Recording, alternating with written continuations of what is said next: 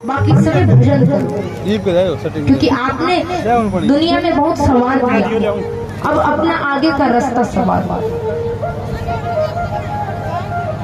और देखिए मैं तो इतना ही कहूंगी,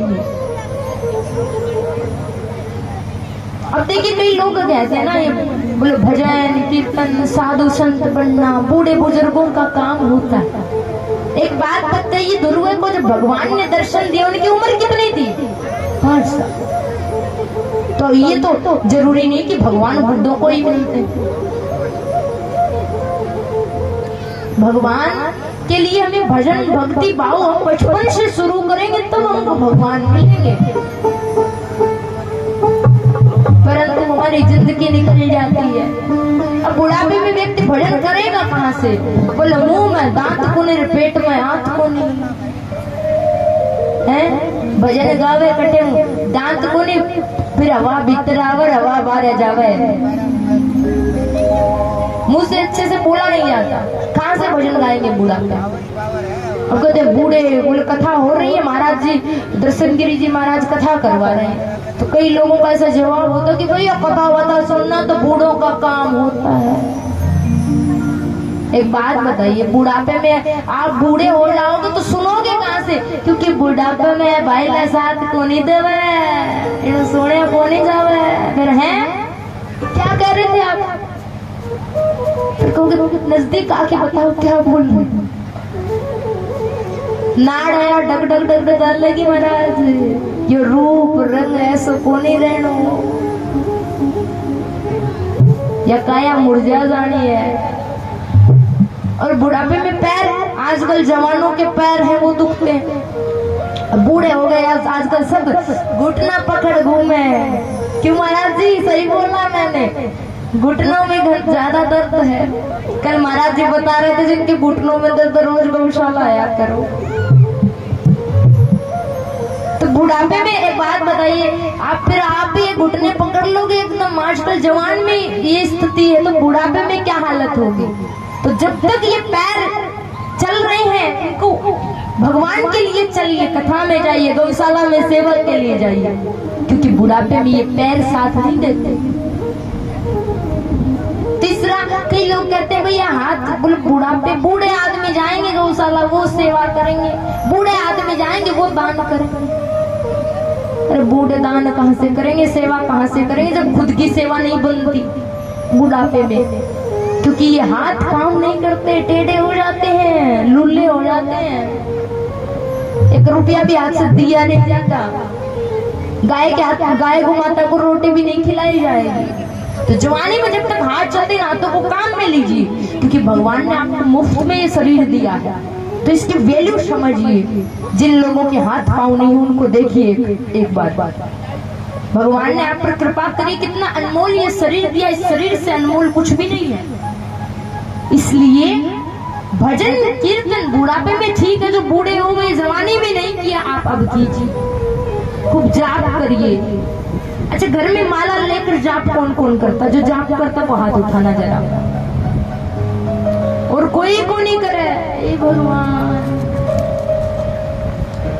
देखिए भगवान ने जिंदगी दी है, इतना सुंदर शरीर दिया। आप कथा में, अब कोई लोग तो कहते हैं एक दिन सुन आएंगे कथा, रोज रोज टाइम थोड़ी है।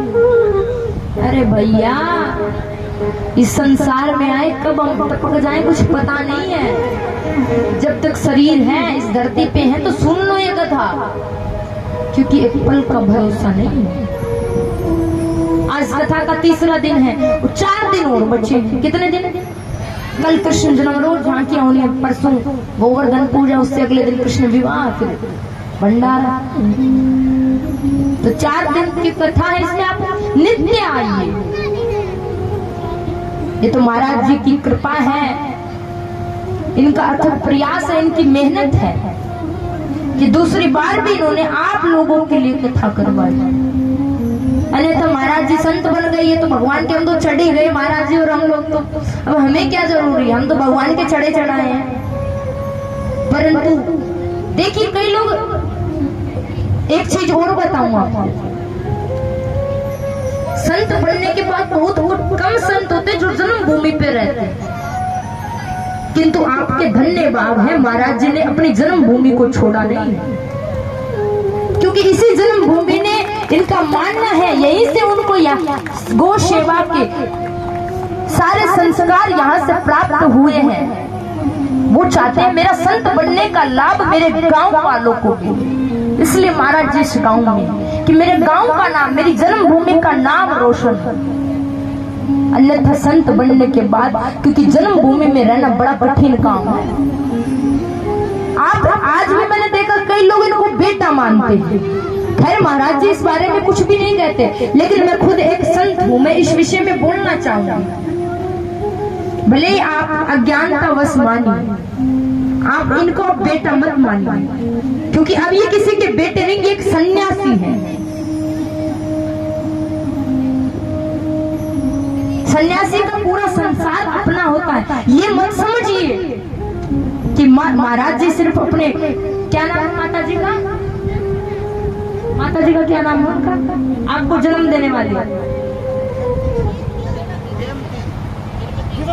वीरमती देवी के पुत्र हैं, उन्हीं के लाडले हैं, ऐसा नहीं है। अब महाराज जी पूरे गांव के हैं आपके, आप ये गर्व से कह सकते हो कि हमारा दर्शनगिरी महाराज। ये मत सोचिए अकेले उनके नहीं, अब ये संत बन गए, अब ये सबके हैं। अकेले खुद के लिए देखिए, संत का जीवन दूसरे के लिए होता है और सब अपने अपने लिए जीते हैं। बाकी वृक्ष कबहू न फल बके, नदी न संचय नीरा, और परमार्थ के कारण साधु तरह सपूरा।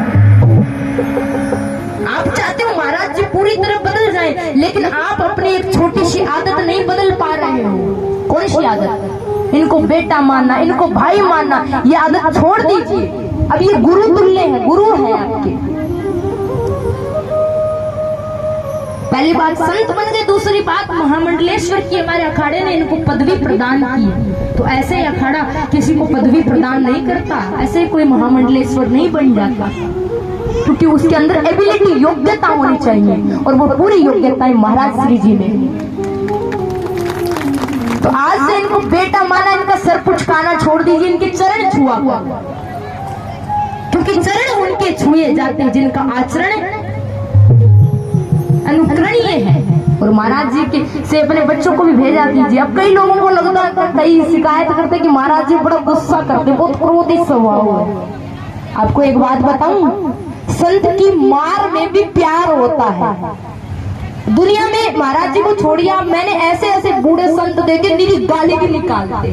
तो संतों का अपना अपना तरीका होता है।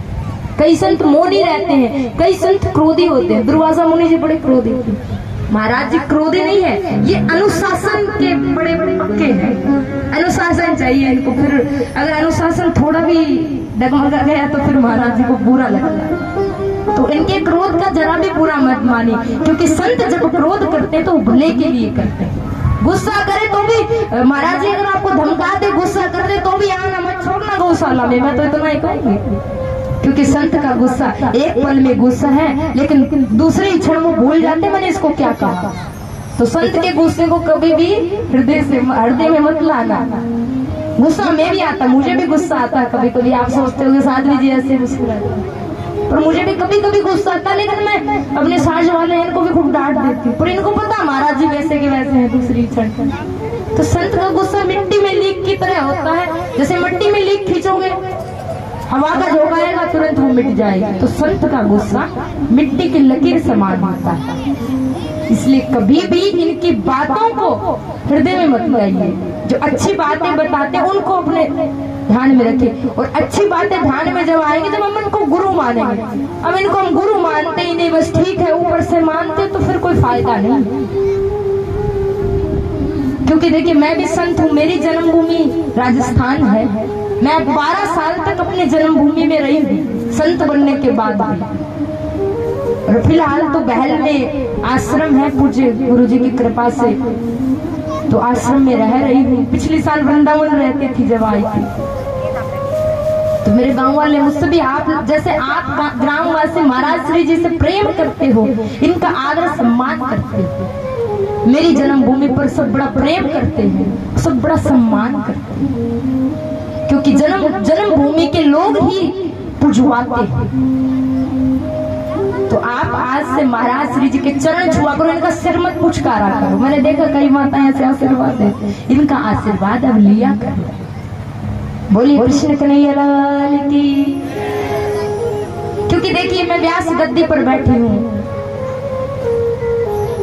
आप लोगों को कुछ सिखाने के लिए बैठी। कथा आप रोज सुनते हो, टीवियों में भी देखते हो, किंतु जैसा मैंने देखती हूँ, यहाँ बैठती हूँ तो देखती हूँ लोगों को, और फिर जो अज्ञानवश भूल होती है तो उस भूल को बताना मेरा दायित्व है। क्या पता फिर अगली बार आने का मौका मिले ना मिले। तो भजन कीर्तन कीजिए, रोज माला जप किया करो। और यहाँ पर जितने भी बच्चे बैठे हैं, ये बच्चे महाराज श्री जी से आके सीखा करो थोड़ा बहुत। ये तो सुबह उठते बच्चों ध्यान लगाया करो, क्योंकि ध्यान लगाने से मन बड़ा शांत रहता है। पर बच्चे भी इतने आलसी हो गए, पड़ेगा माँ चाय बनेगी के दूध चाय आएगी तब बच्चे उठेंगे। पर आज के बाद क्या करना है, सबसे पहले उठोगे क्या करोगे, उठते ही अपने माँ पिताजी दादा दादी के पैर छूना है। फिर क्या करोगे, कौन छुएगा दिल से पैर उठते ही? मैं आपके घर वालों से पूछूंगी। हाँ ठीक है, कल की कथा में फिर पूछूंगी, बता कौन कौन पैर छूता और कौन कौन झूठ बोल रहा था कल। उसके बाद गायत्री मंत्र या ओम का जाप कीजिए, थोड़ा बहुत योग प्राणायाम कीजिए, स्नान करिए और नहा करके छोटे बड़े बूढ़े सब सूर्य भगवान को अर्घ दिया करिए। क्योंकि सूर्य भगवान को अर्घ देने वाला व्यक्ति जीवन में कभी बीमार नहीं पड़ता। तो आप अर्घ दिया कीजिए। एक एक माला ले आओ, जरूरी नहीं माला बूढ़े ही जपेंगे, छोटे भी जप सकते हैं। सब लेके आइए माला, 108 मनकों की आती है। अगर आप देवी को मानते हो या भोले बाबा को मानते हो तो रुद्राक्ष की माला ले आओ। अगर आप भगवान राम जी कृष्ण जी को मानते हो तो तुलसी की माला ले आओ। और कई लोग मैंने देखा माला लेके ऐसे, मतलब जो 108 मनकों की होती है, ये तो हाथ की माला अलग है, कर माला है। तो जप माला को हमेशा छुपा करके रखिए, जाप कभी दिखा के नहीं किया जाता उससे। तो गोमुखी आती है या फिर कपड़े से सील लो, उसके अंदर ज्यादा नहीं तो एक माला सुबह एक माला शाम को करें। माला करने का भी देखिए तरीका होता, जैसे ये माला है तो 27 मनकों की 108 की आएगी आपकी। तो माला में यहाँ से जाप करना शुरू कीजिए ऐसे। ये वाली अंगुली है तर्जनी अंगुली, इसको माला में नहीं लगा के क्या कर अपने देसी भाषा में लड़ाई की अंगुली है ये। तो ऐसे जाप करते करते आपको, जैसे कई एक से ज्यादा माला करें तो यहाँ तक आपको जाप करना है। इसको आपको नहीं लेना है, ये मणि बंद है, इसको नहीं लेना है। फिर यहीं से वापस मुड़ जाइए, जाप करते करते करते करते यहाँ तक जब आ जाओगे फिर यहाँ से मुड़ जाओ। ऐसे जाप करना आपको, और नियम बना लीजिए, भले ही कितना ही बड़ा काम हो जाए, आपको एक माला कम से कम बताइए मैंने, आप 11 माला करो, 21 करो, आपकी मर्जी है। आप ऐसा करके देखना, आपका मन शांत रहने लगेगा। दूसरा, बुरे सपने नहीं आएंगे। तीसरी आपकी यादाश्त बढ़ेगी।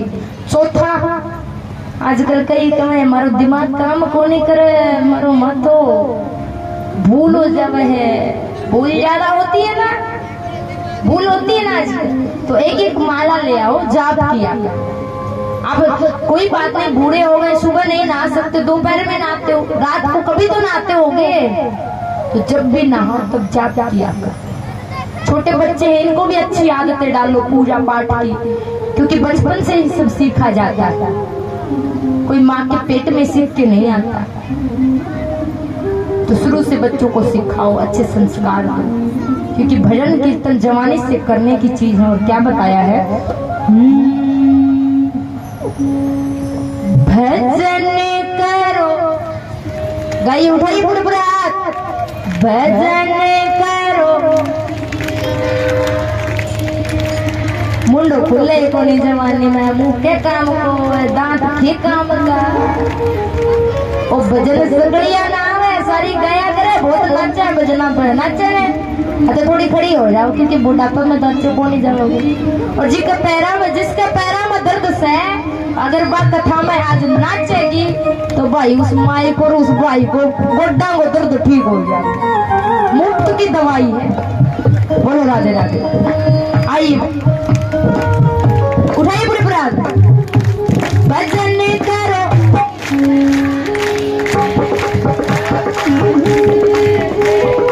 आइए भजन करो भरी जवानी में बुढ़ापा किसने देखा से भजन करो भरी जवानी में बुढ़ापा किसने देखा से भजन करो भरी जवानी में बुढ़ापा किसने देखा से भजन करो भरी जवानी में बुढ़ापा किसने देखा से।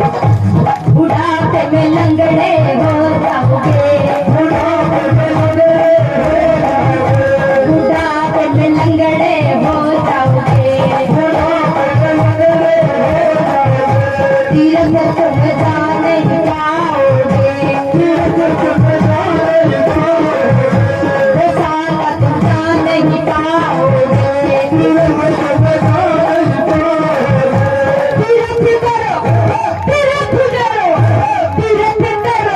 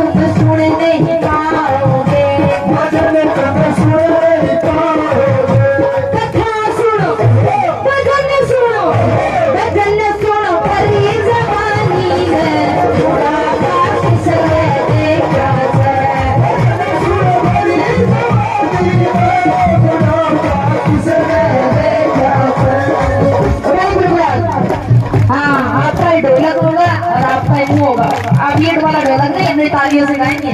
भजन नहीं करो तो पीछे वाले तो बोल रहे हैं और ये भाई भी को बोल रहे हैं। सगड़ा उठाओ ताली सभी गाओ। भजन नहीं करो बुढ़ापा बुढ़ापा उठाइए पूरे पूरे हाथ। भजन नहीं करो भरी जवानी में बुढ़ापा किसने देखा सर। भजन करो भरी जवानी में बुढ़ापा किसने देखा सर। भजन करो मस्त जवानी में बुढ़ापा किसने देखा सर। भजन करो भरी जवानी में बुढ़ापा किसने देखा सर। भजन करो मस्त जवानी में बुढ़ापा किसने देखा सर। बुढ़ापा किसने देखा सर। बुढ़ापा किसने देखा सर। बुढ़ापा किसने देखा सर।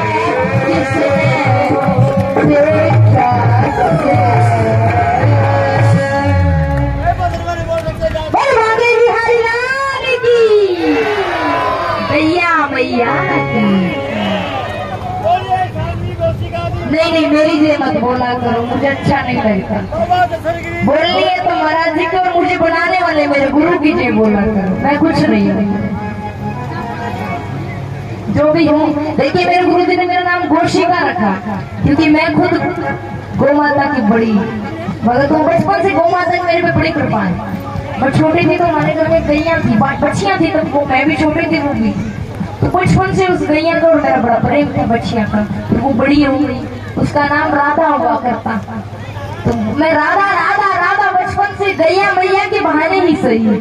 तो राधा राधा जब तो बिहारी जी की इतनी कृपा हुई, ऐसे गुरु मिल गए और राधे राधे कहते कहते मुझे भागवत जी मिल गए। तो गैया मैया की और गुरु जी की कृपा है। ये गोशिका जो भी है गैया मैया और गुरु की कृपा है, तभी तो